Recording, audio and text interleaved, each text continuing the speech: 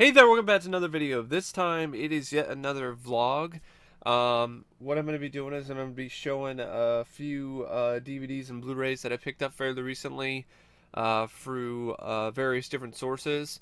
And then I'm going to share my thoughts on an upcoming Blu-ray release, A Quiet Place 2 trailer, and probably leave it at that because I am not really 100%. Like, if you can tell, it might sound like I'm a little slow. I'm a little bit kind of like not all there, and the reason why is because I'm on painkillers and a muscle relaxant right now. And the reason why is because something happened. I don't know. I slept on my shoulder or my neck wrong or something, but I'm not even sitting up straight right now because it's still really tight and sore.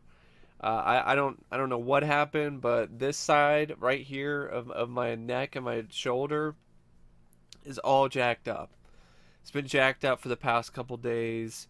It's been tight. It just feels like something is not in the right place. So I'm gonna try to get an appointment with a chiropractor on Monday and hopefully get this all fixed. Because I have a good amount of time off from work. Uh, which is on. This is honestly my last week where I'd have more time off, uh, because I'm going to be starting up another semester at WC Vancouver next week, and I'm going to be working. Actually, I mean week after next, and I'm going to be working part time at the same time. So I'm not going to have as much free time. So I'm trying to make a. I'm trying to make up for a good amount of stuff that I wasn't able to get done last year in terms of watching 2019 films that I want to see. So I'm trying to watch as many of them as I possibly can to have them in my mind for potential reviews. I've already seen a good amount of movies. I'll just give you a heads up on what I have planned coming up next on this channel in terms of reviews.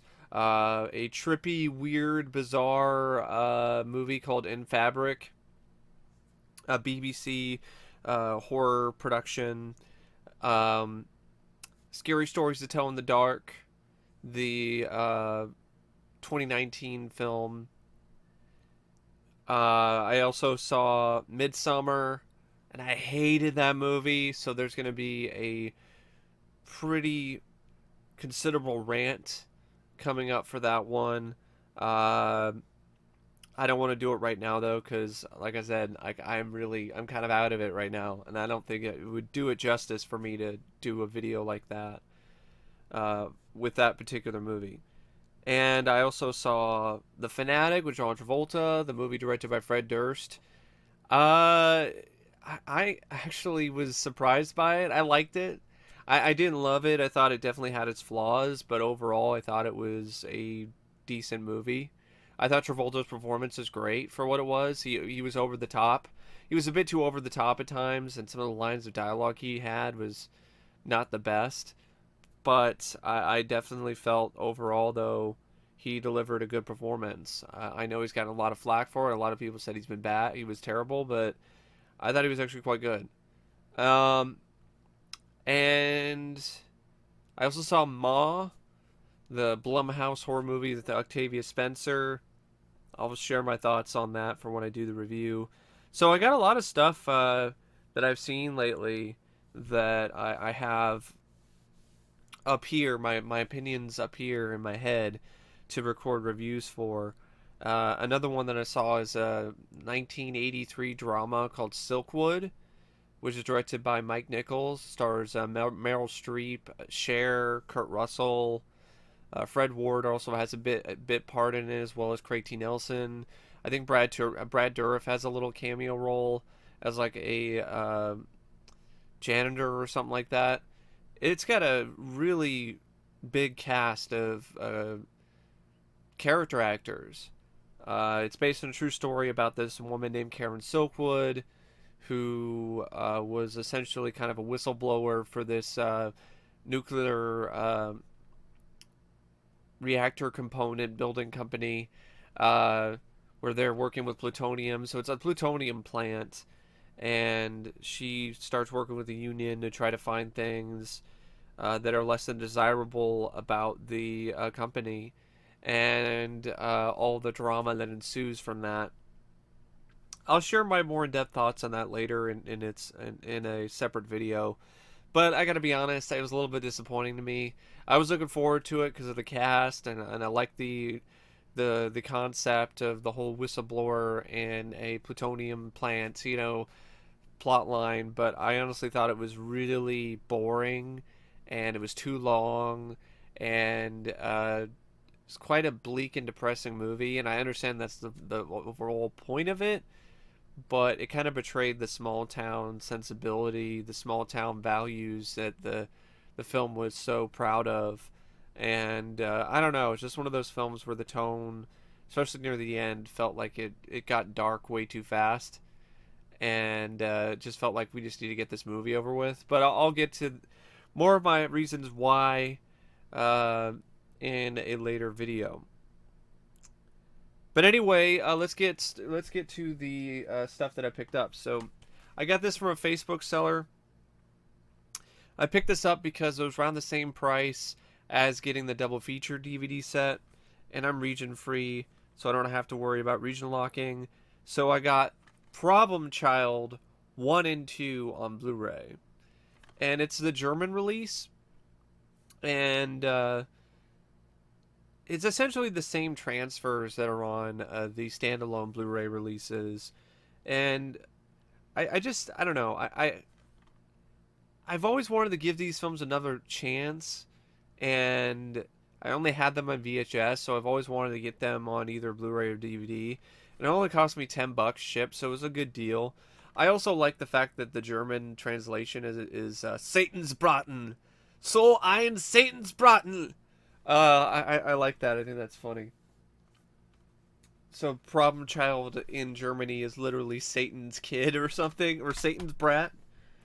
Uh, which I guess makes sense. I mean, he's wearing a devil costume in the first movie. These are Blu-rays I got through Amazon Warehouse.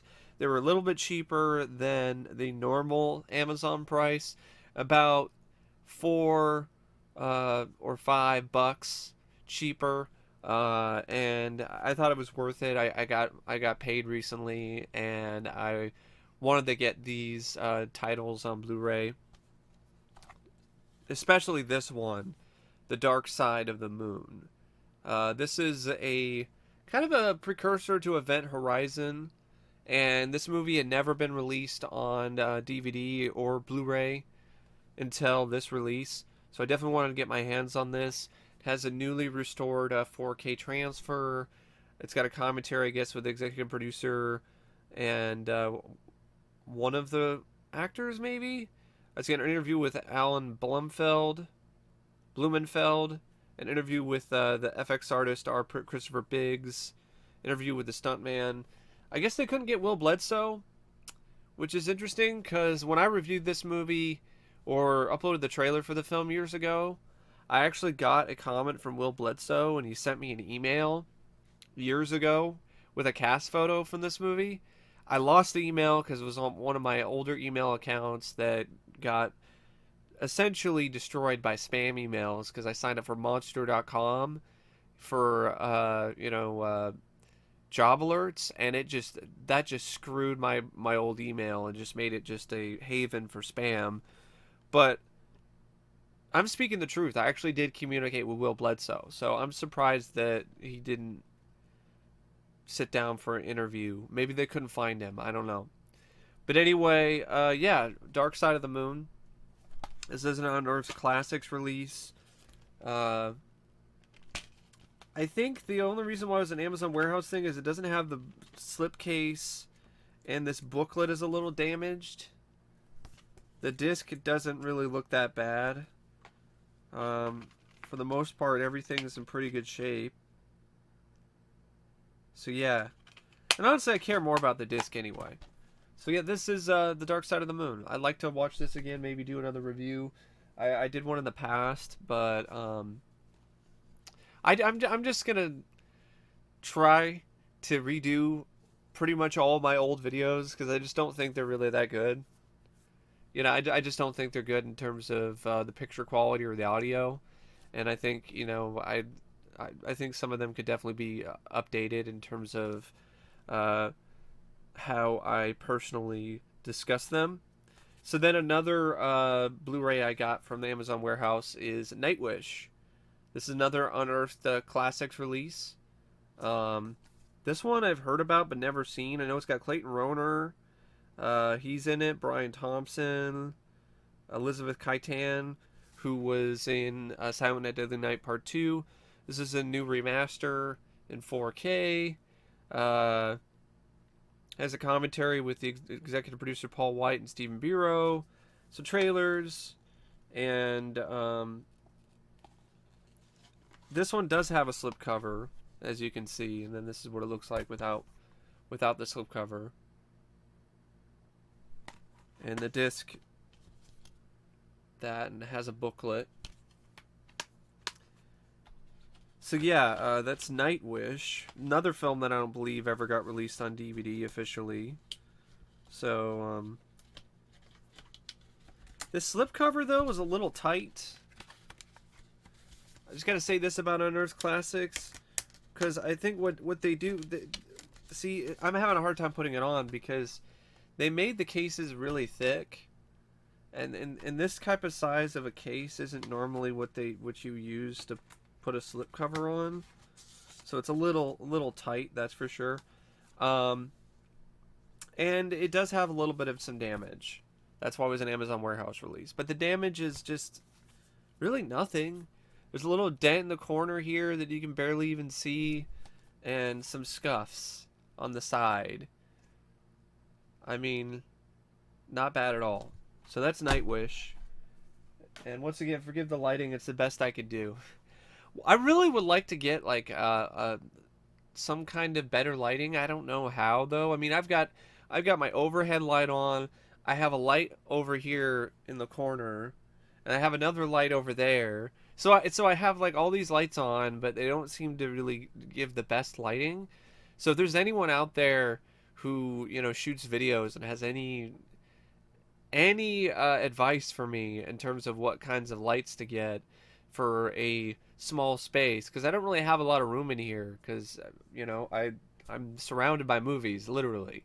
So yeah, I'd really appreciate that, because I've heard like an overhead light is what you need, but like I don't have any space. Like, so is there like a really good clip on that you'd recommend or something like that I could just like clip somewhere or just set somewhere? Because I don't want it to be so, bright that it's like blinding me or making me roast alive while I'm sitting here in the chair. So it's one of those things that's like I would like to update things, but I just don't know how. So got another I got a Kino Lorber Blu-ray for Winter Kills. Another one I got from a Facebook group. I got this because it honestly looked interesting to me. A political thriller. The cast is great. I mean, you got Anthony Perkins, John Huston, Jeff Bridges, Eli Wallach, Belinda Bauer, Toshiro Mifune, Sterling Hayden. This carries over the same features, I think, from the original release of the film. So that's Winter Kills. And then these are all Kino Lorber Blu-rays that I got from Kino Lorber's end of the decade sale.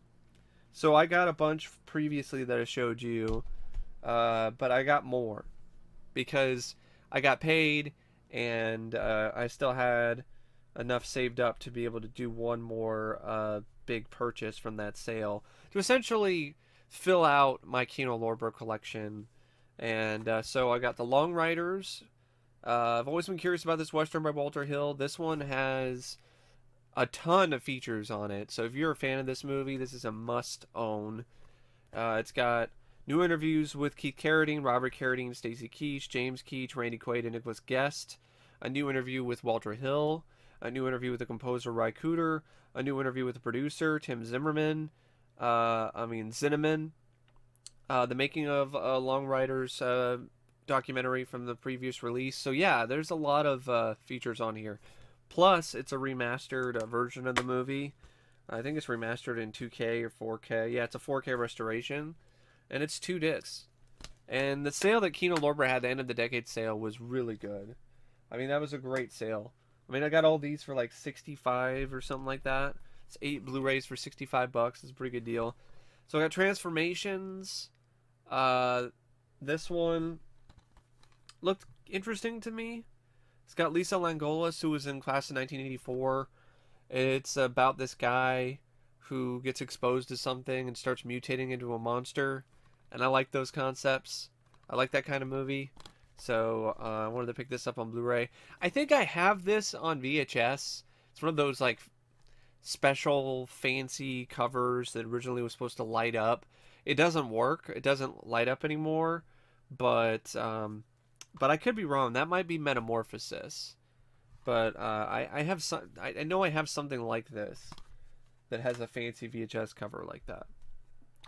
Then I got the Rosary Murders, because I've been curious about this one. Fred Walton directed it, who did When a Stranger Calls and April Fool's Day. I mean, look at the cast. You got Dom Sutherland, Charles Durning, Joseph Summer. So yeah, the Rosary Murders. Coen Brothers film, Barton Fink. Haven't seen this in years, but I remember seeing it for the first time on TV and really liking it because of just how weird and surreal and bizarre it was. So I've always wanted to get it on Blu-ray. This ports over, I think, the same features from the previous release. I don't think there's anything new, but it's still a worthy addition to the collection. One of John Turturro's best performances. Then I got Gorp, because it's a summer camp comedy that I've been curious about for the cast. Mainly Dennis Quaid, because I'm a huge Dennis Quaid fan, so I wanted to get this for the Dennis Quaid collection. Fran Drescher also has an early role in this. We also have David Huddleston, Michael Lembeck, who was in The Boys and Company C. Directed by Joseph Rubin, who directed Dreamscape with Dennis Quaid, so Gorp.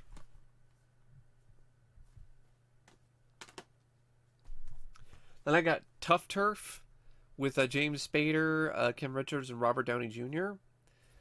This is a film directed by the director of Children of the Corn, Fritz Kirsch. And it even features live performances by bands such as Jack Mack and the Heart Attack, who did the song I Want to Be Somebody for the Police Academy soundtrack. Heard some decent things about this 80s gang movie, because that's basically what it is. Something happens, James Spader gets involved with this gang and has to, fight for his life, that sort of thing. So Tough Turf. I know I have a novelization of that somewhere. So yeah, I've always been curious about picking it up just for that alone. And the last time I ever saw this, because this had never been released on Blu-ray until this release, and this is remastered in 2K, so if you're a fan of this movie, it's probably the best release you can get. But I like James Spader, and in this, he's the lead, and he's not an asshole. He's a good guy, so that's something you rarely see with James Spader. So definitely curious about it for that. And yeah, the only other release I saw for this was a top release, which was really shitty quality. Might as well just been a VHS release. If you know what I'm talking about, TOP was like this, I think it's someplace in like Taiwan or something, and they would release films like Tough Turf or Apprentice to Murder on DVD, and they would be technically region free, but the transfers would be shit. So if you ever see a top release, stay away from it. It's not worth it. Not even for cheap. Then I got The Bedroom Window. Already reviewed this movie. Really good movie. If you want to hear my thoughts on this, go check out my review of The Bedroom Window. Just search on my channel for The Bedroom Window and you should find it. Underrated film directed by Curtis Hanson with one of Steve Guttenberg's best performances. In my opinion, one of the most underrated thrillers out there. Very Hitchcockian. Highly recommended. The Bedroom Window. And then I bought a vampire motorcycle. It was cheap, so I bought a vampire motorcycle.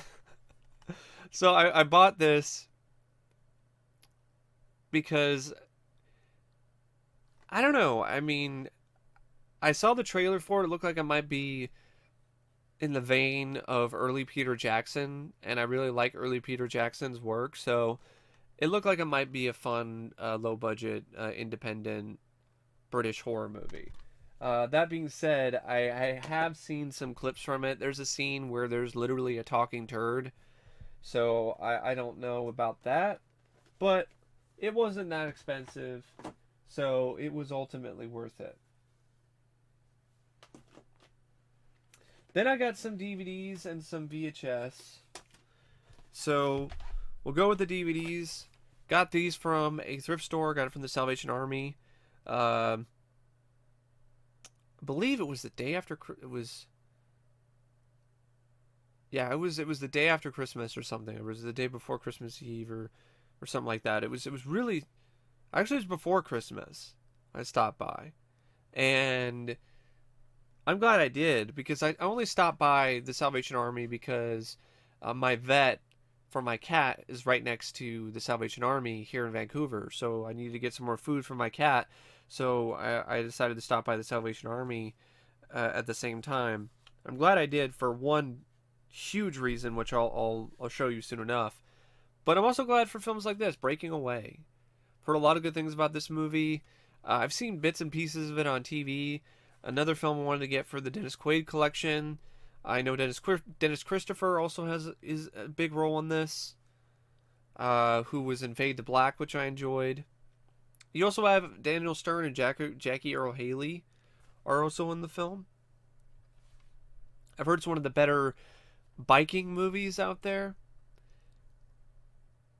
So yeah, So I picked this one up because it was fairly cheap, and I think this is starting to get a little bit out of print. I don't know if it's ever got a Blu-ray release. Kind of sounds like something that Twilight Time would do, but I don't know for sure. Then I also got this beat up copy of Detroit Rock City. It was cheap. I don't have the film, and I remember seeing the trailer for it and seeing bits and pieces on TV. Thought it looked like a fun film, so I picked that up. And I got this from Goodwill, The Host, the 2-disc collector's edition from Lionsgate. I've heard a lot of mixed things about this. I've heard people say it's really good, it's great. I've heard other people say it's overrated and it's not that great. It's nowhere near as good as the critics say it is. But I've never actually seen the film, so thought I'd pick it up. Plus, it's the 2-disc special edition, so it has a bunch of features and stuff like that. But the find of the day when I went to the thrift store, the Salvation Army, was this. I could not believe when I found this. Dutch. The John Hughes produced comedy with Ed O'Neill and Ethan Randall. This is the Anchor Bay release. This isn't the original case. The original case was white, but it was in pretty poor shape, so I switched out the cover art and put the disc in a different case. The disc was a little bit dirty, had a couple scratches, but I flipped through it and it played fine. I didn't really watch the whole thing yet because I'm waiting to do that for when maybe I might do a John Hughes marathon sometime. I think that might be fun. And I've always been really curious about this one. I mean, you got Ed O'Neill, you got Joe Bath Williams, Christopher McDonald's also in it. The trailer looked like fun. And I'd always wanted to pick this up on DVD, but the prices were ridiculous because this has been out of print for years. So the prices were always like way out of my price range. 50, 60, 80 bucks, no matter where you go. So it was such a such a joy to find this in the wild for $3. Like that's just a huge savings, and I haven't found anything rare in the wild in a while, especially not at that Salvation Army. So that was just such a really great day and a wonderful find. And as a collector, this is the kind of stuff that you wait for. This is why you go out and hunt. This is why you hunt for things. This is why you go out and go to places in person so you can find grabs like Dutch. I mean, the DVD is still going for ridiculous prices on eBay and Amazon, and it did get a Blu-ray release, but that's also ridiculous. So it's one of those things that's like, if you want to get your hands on the movie, you're still gonna have to pay a pretty penny unless you get lucky and find it in the wild for cheap, because the thrift store doesn't know what they're selling. Like if this was at a Goodwill, it wouldn't be sold in a Goodwill. It would be sold on the website, because Goodwill is a little bit smarter nowadays in terms of not putting rare items in their stores. They're sold online, which in one way it's lame and it sucks because you no longer find those type of gems in the wild, but it's understandable and it's smart. But thankfully, Salvation Army doesn't put the same amount of effort into it. So, just and it has so what the disc looks like, and there's the chapter selections. So yeah, really psyched. I found that. It's one of my favorite finds, to be honest, of 2019. It was one of the last finds, one of the last hauls I had of the year, and just sent off the year in a really big way. It was fitting because, in all honesty, despite the fact that I really don't feel I've done as much on my YouTube channel last year as I wanted to, it had been a really good year for me, because not only did I do well in school and at college with my grades and everything, but I got a job and I held it, and I did a really good job at it, by the way. I was really good at my job, and I'm still working there, and I'm still enjoying it, I'm still liking it, and I'm still feeling valued by my coworkers and by my managers. And it's just one of those things that 2019, despite the year of movies being a little disappointing, was one of the best years that I've had in a while. Despite the fact that I did not get as much done as I wanted to on the YouTube channel, I got a lot done in terms of my studies and in terms of, working. It was huge for my self-esteem because I was at a really low place before I got my job, because I hadn't worked for so long, and I was starting to worry about whether or not I would ever work again. I was starting to think maybe I'm cursed, or that kind of thing. Like, nobody wanted to hire me. So it's been one of those things that's just been really awesome. And I also want to thank all of you for supporting me and being kind and leaving nice words and all of that. And I'm hoping in 2020 there's going to be a lot more content on the channel and a lot more variety of things. One of my New Year's resolutions is to really get a lot of reviews up of a variety of different kind of films, and also kickstart some more ambitious series of videos with clips and stuff like that. I want to do a series called Box Office Bombs, which is a shorter, more condensed sort of review of box office flops, as well as their history and their production problems, and ultimately end the video on whether or not I feel the film was justified of its bomb status. I really would like to get started on that video series sometime in 2020. So that's going to be a ambitious project, because I'm going to be using clips, I'm going to be using photos, I'm going to be using narration. So it's going to be one of those series of videos that's going to be definitely different from what you're used to, but I think you are ultimately going to enjoy it, because I'm going to really put a lot into it, because I honestly think this particular concept has a lot of potential, and I think it could really be some of my best work if I put a lot of effort into it.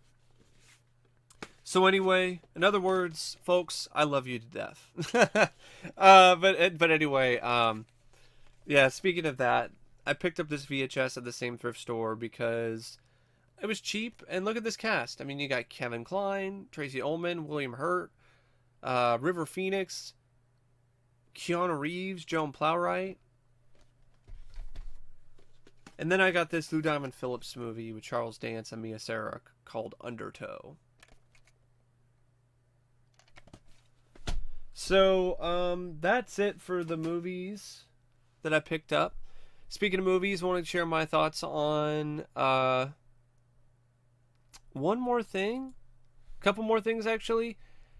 So, Cannibal Apocalypse is getting a Blu-ray release. It's a film with John Saxon that I honestly liked. I liked the film. There's a review of the movie up on my channel, and I've always wanted to get my hands on the film on a DVD or Blu-ray, and it is getting a Blu-ray release.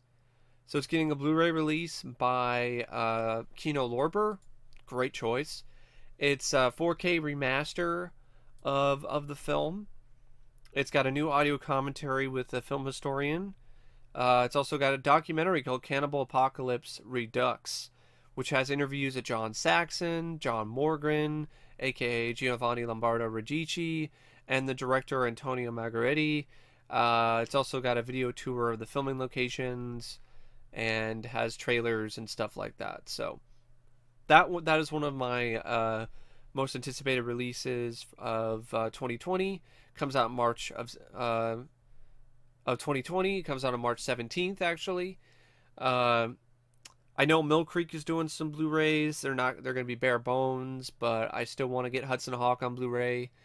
It's going to be in one of those throwback retro VHS style slipcovers. So I want to pick that up. They're also doing No Mercy with Richard Gere and Kim Basinger. So I'm going to pick those up sometime. Paramount is doing a new release of the Beverly Hills Cop trilogy. It's going to come out in January. It's coming out this month, actually. I think it's coming out on the 16th. It's got 4K remasters of all three films, plus a bit some new features for the first movie, like some deleted scenes, some featurettes from back in the day.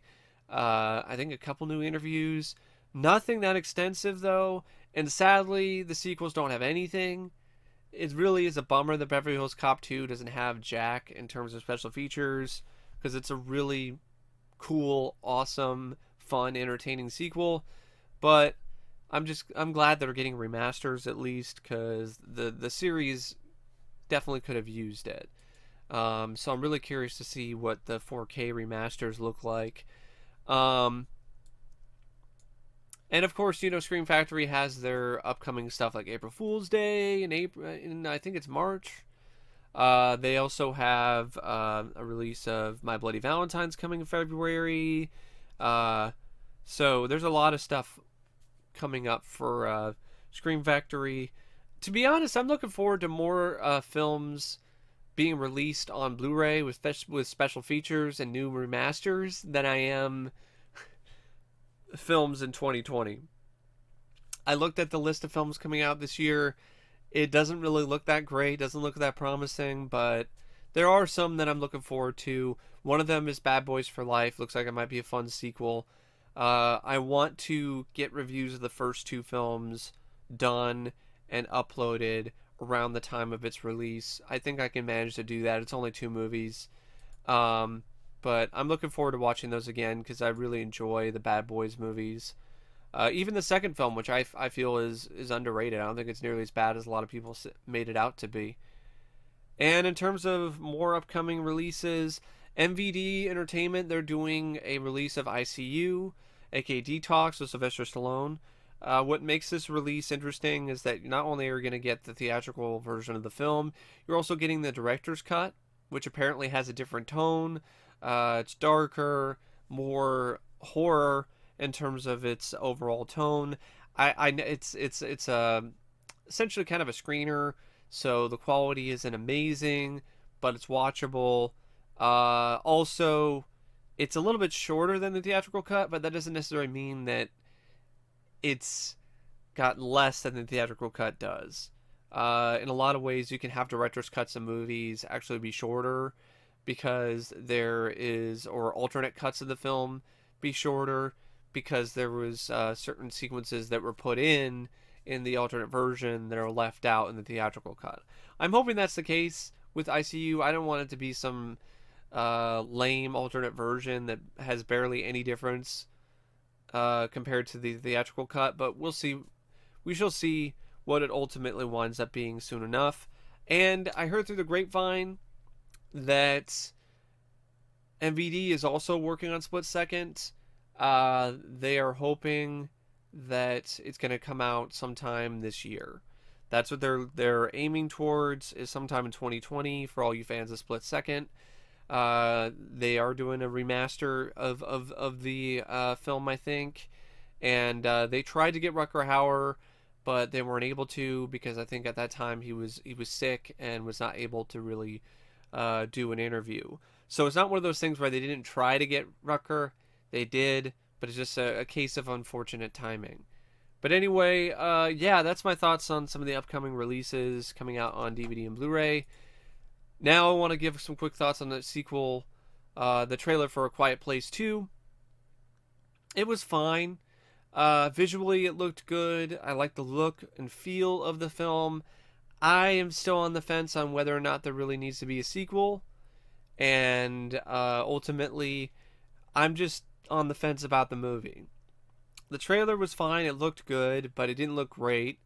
And it was one of those things where they didn't give away a lot, which I do appreciate. But it's just one of those things where it didn't really do a whole lot for me. I didn't hate it. I didn't love it.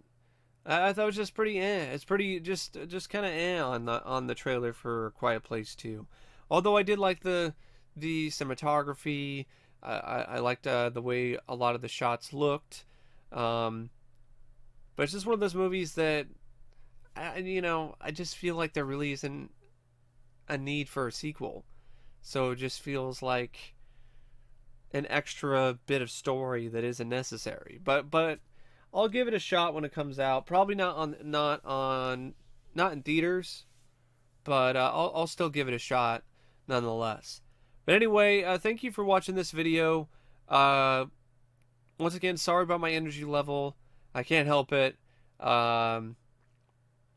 Hopefully the adjustment of the chiropractor will get me back to my usual self.